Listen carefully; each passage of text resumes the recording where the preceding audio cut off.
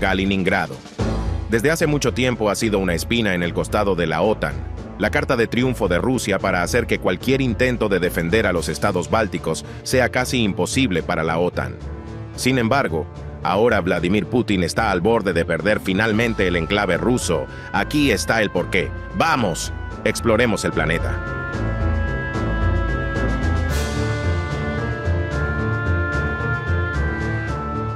El enclave ruso de Kaliningrado ha sido durante mucho tiempo un pilar importante de la seguridad nacional rusa. Altamente militarizado, el enclave está básicamente construido para ser una fortaleza. Y tiene que serlo, considerando que se encuentra justo en la única ruta que la OTAN puede tomar para repeler un ataque ruso a los miembros bálticos. Al menos eso fue así hasta la ascensión de Suecia y Finlandia a la alianza de la OTAN. Pero Kaliningrado sigue siendo importante para Rusia, no obstante. Desde aquí, Rusia puede amenazar objetivos en lo profundo de las fronteras de la OTAN con todo, desde misiles balísticos de largo alcance hasta armas nucleares tácticas e incluso ataques aéreos. Situado a lo largo de la frontera norte de Polonia y separado del estado satélite ruso Bielorrusia por una delgada franja de tierra, Kaliningrado ha sido la peor pesadilla de la OTAN desde la desintegración de las repúblicas soviéticas. También es un importante centro comercial para Rusia, ya que posee uno de los pocos puertos de aguas profundas que no se congelan y que permanece utilizable durante todo el año por toda la Federación Rusa. Esto lo convierte en un centro vital en el comercio ruso, ayudando a superar la debilidad histórica de Rusia en una falta estratégica de puertos de aguas cálidas. El Oblast de Kaliningrado y la ciudad capital del mismo nombre han cambiado de manos varias veces a lo largo de su historia, pero siempre ha sido un territorio de importancia estratégica. La ciudad en sí ha tenido históricamente un gran número de hablantes de alemán, ganándose el nombre de Königsberg. En 1871, el territorio fue oficialmente parte del Imperio Alemán, y rápidamente se desarrolló en un importante centro comercial entre este y oeste, gracias a su ubicación estratégica y acceso a puertos de aguas cálidas. Históricamente, los polacos también han sido una parte importante de la población de Kaliningrado hasta la Segunda Guerra Mundial, cuando los ciudadanos polacos y judíos fueron deportados a campos de concentración en masa. Bajo el Acuerdo de Potsdam, redactado por las potencias aliadas victoriosas para determinar la administración del territorio alemán ocupado, el territorio se convirtió oficialmente en un óblast soviético, con el nombre cambiado a Kaliningrado. La ciudad y el óblast fueron nombrados en honor a Mikhail Kalinin, presidente del Presidium del Soviet Supremo, el mismo hombre que firmó una orden ejecutiva en 1940 que ordenaba la ejecución de alrededor de 22.000 prisioneros de guerra civiles y militares polacos. Todos los alemanes restantes en el territorio fueron expulsados, y el área fue reubicada con rusos étnicos, ucranianos y bielorrusos, solidificando la reclamación de la URSS sobre el territorio para eliminar toda identidad alemana restante. No solo se renombraron la ciudad y el territorio, sino que el primer ministro soviético, Leonid Brezhnev, ordenó la demolición del castillo de Königsberg, a pesar de las protestas de los locales, así como de arquitectos e historiadores. El óblast dependía en gran medida de la pesca para reconstruir su economía después de la guerra, y su importancia como un centro comercial marítimo solo crecería a partir de ahí. La Marina rusa pronto construyó una presencia en el Oblast, a través de la cual podía acceder al mar Báltico durante todo el año, con Finlandia y Suecia siendo neutrales frente a la OTAN. Esto permitió que los barcos de superficie soviéticos, y especialmente los submarinos, amenazaran líneas de comunicación y rutas comerciales vitales de la OTAN en caso de guerra. Kaliningrado siguió siendo un enclave de la República Socialista Federativa Soviética Rusa, en lugar de convertirse en parte de la República Socialista Soviética de Lituania. Los historiadores difieren sobre por qué se tomó esta decisión. Algunos creen que negárselo a la RSS de Lituania ayudaría a separar aún más a las RSS bálticas de Occidente. Otros, sin embargo, creían que el Oblast era demasiado importante estratégicamente para permitir que cualquier otra república tuviera control sobre él. A pesar de la decisión original de Stalin de mantener Kaliningrado como un exclave soviético, Nikita Khrushchev más tarde ofrecería todo el óblast a la RSS de Lituania, que lo rechazaría porque añadiría más de 1 millón de rusos étnicos a Lituania, consolidando el control ruso sobre su territorio. Esto resultaría ser una decisión sabia cuando Lituania eventualmente buscó su independencia durante el colapso de la Unión Soviética, y un feliz accidente para Khrushchev, considerando lo desastroso que hubiera sido para Rusia perder Kaliningrado en el colapso de la URSS. Kaliningrado seguiría siendo parte de la Federación Rusa después de la caída de la URSS. Pero la situación se complicaría enormemente a medida que Polonia y Lituania se convirtieran en miembros tanto de la OTAN como de la Unión Europea. Cualquier tropa o civil ruso que se moviera dentro o fuera del enclave debe pasar por territorio de la OTAN, creando una atmósfera políticamente cargada. Sin embargo, para aliviar la tensión, se introdujeron arreglos especiales de viaje para los residentes, como el documento de tránsito facilitado y el documento de tránsito ferroviario facilitado. A raíz de la URSS, muchas ciudades rusas fueron renombradas desde sus nombres soviéticos originales, que a menudo honran a figuras soviéticas. La idea de renombrar Kaliningrado ha surgido múltiples veces desde la década de 1990, con muchos apoyando un regreso a su nombre alemán. En 2009, el jefe de la administración de la ciudad apoyó renombrar la ciudad, y en 2011, el gobernador del Oblast sugirió que se celebrara un referéndum, aunque ninguno se implementó realmente. El gobierno de Moscú ha declarado desde entonces que renombrar sería inapropiado. Pero la verdad es mucho más egoísta, que es que Rusia no quiere permitir que Kaliningrado se renombre porque teme un creciente movimiento separatista en el Oblast. Actualmente, hay múltiples movimientos separatistas o irredentistas en el Oblast. El antiguo Partido Republicano Báltico apoya la creación de un Estado báltico independiente. El partido se formó poco después del colapso de la URSS y el debilitamiento del control ruso, el 1 de diciembre de 1993. Sin embargo, Rusia eventualmente firmó legislación que disolvió la legitimidad política del partido el 26 de marzo de 2003. La nueva ley establece que cualquier partido político necesitaría una sucursal regional en al menos la mitad de los territorios de la Federación Rusa y debe tener al menos 10.000 miembros. Era una manera práctica de quitar inmediatamente el poder político de los movimientos de independencia a lo largo de los bordes de la Federación Rusa. No obstante, el Partido Republicano Báltico apelaría ante el Tribunal Constitucional de Rusia porque es divertido pretender que Rusia es una democracia. Como era de esperar, la apelación fue rechazada, y hasta el día de hoy, el PRB sigue siendo una organización política ilegítima. Sin embargo, eso no significa que el partido haya perdido apoyo en el Oblast, y aunque disminuyó, el apoyo por el PRB se dispararía. Después de la desastrosa invasión de Rusia a Ucrania en 2022, los residentes de Kaliningrado, que habían disfrutado de una fuerte relación con sus vecinos de la OTAN, estaban de repente bajo las mismas sanciones que el resto de la Federación Rusa. Moscú fue culpado por el líder del partido Rustam Vasiliev como una barrera para el desarrollo económico del Oblast, y dado los efectos punitivos de las sanciones, es fácil ver por qué muchos residentes estuvieron de acuerdo. Más aún, el PRB también sostiene que Kaliningrado no pertenece a la Federación Rusa, sino a Europa misma. Algunos en Lituania creen que una pequeña parte del Oblast le pertenece legítimamente a Lituania. Aunque el movimiento no tiene mucho apoyo popular, afirman que el territorio entre los ríos Prigolia y Nemunas, conocido como Lituania Menor, le pertenece legítimamente al país de Lituania. Linus Balsis, quien se desempeña como diputado en el Parlamento lituano, incluso ha llamado a una discusión internacional sobre el tema, aunque no tuvo mucho éxito en obtener reconocimiento para las reivindicaciones del movimiento. Otros en Lituania, sin embargo, han abogado por la completa desrusificación de Kaliningrado y continúan haciéndolo. En 1994, el ex jefe del Estado lituano Vytautas Landsbergis pidió la descolonización rusa de Kaliningrado, y más tarde, algunos en el Parlamento afirmaron que todo el Oblast debería convertirse en parte de Lituania o en un Estado báltico independiente. Apoyando las opiniones del Partido Republicano Báltico, cuando no hay un verdadero intento de quitarle Kaliningrado a Rusia, los rusos simplemente inventan uno después de que un artículo publicado en el periódico polaco Gazeta Wyborska llevó a muchos comentaristas polacos a afirmar que Kaliningrado debería ser parte de Polonia. Los medios estatales rusos tomaron la iniciativa y afirmaron que los comentarios eran evidencia de una preparación polaca para anexar formalmente Kaliningrado. Medios de propaganda rusos como Pravda.ru afirmaron que el gobierno polaco estaba preparando la toma del Oblast y tenía un plan listo para implementar. Las autoridades polacas fueron rápidas en desestimar estas afirmaciones, y hasta la fecha, no se ha enviado ninguna fuerza de élite de agentes secretos polacos para anexar Kaliningrado. Para Rusia, sin embargo, tales acusaciones infundadas no solo están arraigadas en un sentimiento de paranoia muy real y profundo, sino que son políticamente útiles para mantener a la población dividida contra sus vecinos europeos y firmemente bajo el control del Kremlin.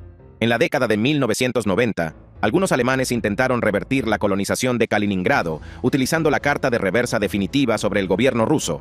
Grupos políticos de extrema derecha clamaron por el reasentamiento del Oblast por ciudadanos alemanes, citando su vínculo histórico con la Gran Alemania, a pesar de que el propio gobierno alemán afirmara que no tenía derecho histórico sobre el territorio.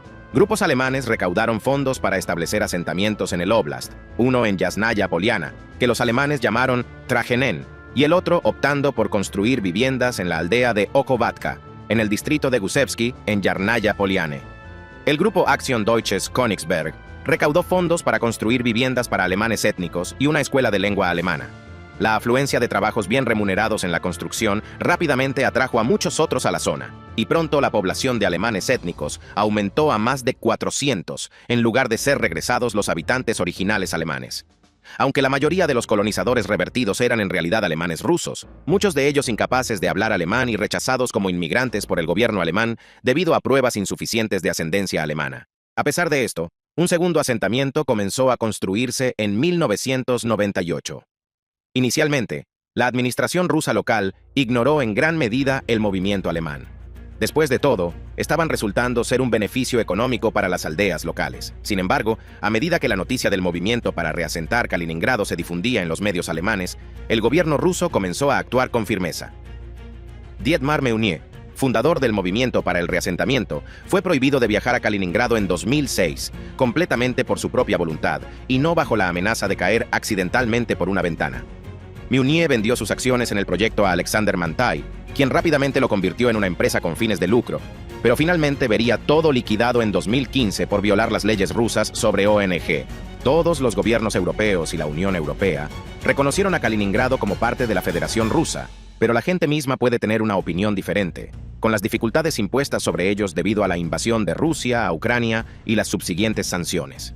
Una campaña militar que aquellos en Kaliningrado no se ven a sí mismos como teniendo nada que ver. El resentimiento hacia el gobierno de Moscú solo ha crecido en el Oblast. Perder Kaliningrado sería un golpe mayor para Rusia, aunque gracias a la creativa toma de decisiones de Vladimir Putin, la importancia del exclave no es lo que solía ser. En años anteriores, Kaliningrado era un baluarte contra la OTAN, permitiendo a Moscú mantener perpetuamente desequilibrada a la alianza al amenazar con invadir los estados bálticos y luego mantenerlos en la defensa. Solo una estrecha franja de tierra de aproximadamente 2 docenas de millas de ancho, conocida como el Corredor de Suwalki, le da a la OTAN acceso a sus socios bálticos. Sin embargo, cualquier tropa de la OTAN que intentara reforzar los estados bálticos en caso de guerra se encontraría viajando por avenidas muy limitadas y bajo un fuego constante desde los lados de Kaliningrado y Bielorrusia del corredor. El corredor permitió a Rusia asfixiar a los estados bálticos de la OTAN, alejándolos del resto de la alianza, siendo la única opción un intento complicado y arriesgado de reforzar por medio del Mar Báltico. Esto le dio a Putin la ventaja que necesitaba para llevar a cabo lo que ha sido temido por los planificadores de defensa de Estados Unidos durante décadas, un ataque de hecho consumado a la propia OTAN. En esencia, el ataque implicaría que tropas rusas se moverían rápidamente para tomar territorio a través de los Bálticos. Esto podría presentarse en forma de una gran ofensiva rápida para tomar las capitales de Letonia, Estonia y Lituania. Pero incluso una campaña de menor escala, apoderándose solo de algunas ciudades menores, sería suficiente para la tarea.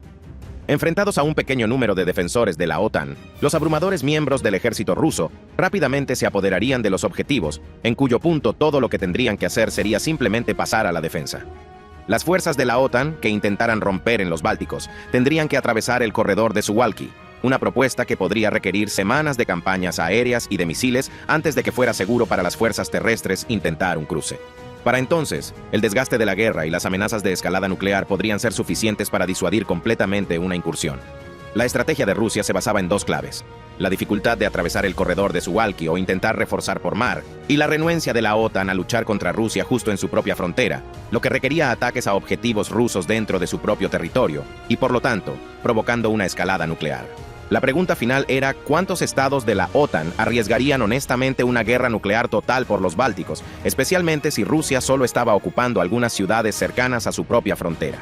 Mientras que miembros como los Estados Unidos, el Reino Unido y Francia probablemente permanecerían firmes frente a la agresión de Rusia. Estados como Hungría, Turquía y Polonia podrían ser más renuentes, dado lo impopular que fue y continúa siendo la decisión de admitir a los indefendibles estados bálticos en la alianza. Para muchos en la OTAN, habría sido una muy buena apuesta por parte de la Federación Rusa. El objetivo final, sin embargo, no sería tomar los estados bálticos, aunque eso sería una gran ventaja para Vladimir Putin, quien busca restablecer la URSS. Los países bálticos fortalecerían drásticamente la posición naval de Rusia y añadirían un mayor espacio entre el territorio ruso y la OTAN. Pero el precio mayor sería la disolución de la propia OTAN. En el corazón de la alianza está la idea de defensa colectiva en caso de colapso. Aunque el artículo 5 no es legalmente vinculante para ningún miembro de la alianza, todos los miembros creen en disuadir conflictos al comprometerse plenamente con él. Romper el compromiso percibido como inquebrantable con el artículo 5 enviaría una ola de choque político a través de los estados miembros de la OTAN más cercanos a Rusia, que rápidamente perderían confianza en la alianza. Y la astuta guerra de información rusa podría ayudar a influir en las poblaciones para aceptar convertirse en parte de la esfera de influencia rusa, en lugar de permanecer en una alianza que probablemente no vendría a su defensa y podría resultar ser una gran responsabilidad al invitar la agresión rusa en primer lugar. Sin embargo, Las ondas de choque no permanecerían dentro de la OTAN, ya que el actual orden mundial se basa en una red de alianzas y asociaciones entre Estados Unidos y naciones de todo el mundo, desde África hasta el Pacífico. Si estas naciones viesen colapsar la OTAN y se negaran a cumplir los términos de su propia carta, la confianza en esas alianzas y otras con potencias europeas disminuiría. Significativamente, el cuidadoso orden global que Occidente ha construido desde el final de la Guerra Fría y que en gran parte ha mantenido la paz, comenzaría a deshacerse, creando oportunidades para una Rusia resurgente y una China emergente, ambas completamente hostiles a los ideales occidentales de liberalismo y democracia. Y entonces Putin, con sus propias manos, retrocedió la defensa nacional rusa varios siglos, deshaciendo más de un siglo de trabajo asegurando los intereses rusos contra los del oeste. Entre una de las mentes estratégicas más brillantes que la humanidad haya producido, Vladimir Putin ordenaría una invasión de Ucrania en 2022, lo que inmediatamente llevó a Suecia y Finlandia a unirse a la alianza de la OTAN. Con Suecia y Finlandia en la alianza, el mar Báltico ahora es un lago de la OTAN, y la flota rusa en Kaliningrado es básicamente buena solo para crear arrecifes artificiales muy costosos. Sin embargo, aún más importante, Finlandia ha duplicado la longitud de la frontera entre Rusia y la OTAN.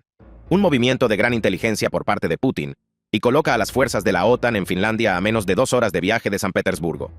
Los una vez indefendibles estados bálticos están ahora a un viaje en ferry de Helsinki o Estocolmo, mientras que aviones de combate basados en Finlandia y Suecia proporcionan cobertura aérea para una operación de refuerzo anfibio. Bombarderos estratégicos lanzan bombas sobre las frentes rusas que intentan moverse hacia los Bálticos. El control de la OTAN sobre la isla sueca de Gotland les da control total sobre todo el mar Báltico. Y aún ahora, los suecos están convirtiendo Gotland en un portaaviones insumergible. A todos los efectos prácticos, Kaliningrado ha pasado de ser la carta de triunfo de Rusia a una vulnerabilidad estratégica.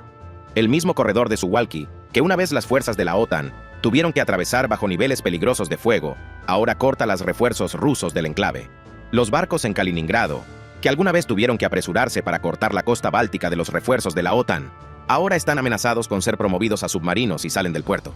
La influencia decreciente de Rusia se siente profundamente por los residentes de Kaliningrado, muchos de los cuales apoyarían la independencia. Este es un desarrollo peligroso a medida que Rusia continúa despojando a Kaliningrado de poder combativo, moviendo tropas y equipo del Oblast a los campos de batalla de Ucrania, donde una vez Kaliningrado estaba repleto de poderío bélico, el Oblast ahora está significativamente debilitado debido a la necesidad de hardware y personal en la guerra ucraniana. Y esta es una debilidad que los movimientos separatistas pueden aprovechar. Ya hemos visto que una fuerza de Wagner se volvió rebelde y casi marchó hacia Moscú en 2023. Y al momento de escribir este guión, Rusia ha experimentado una explosión de violencia separatista en Daguestán, socavando su control sobre esa región. Lenta pero seguramente, en todos los márgenes de la Federación Rusa, los separatistas están viendo una oportunidad. Y más pronto que tarde, Putin puede perder su control sobre lo que alguna vez fue su territorio más importante. Gracias por ver. Espero que hayas disfrutado de este video. Suscríbete y activa la campanita para no perderte ninguno de nuestros videos y así poder seguir explorando el planeta.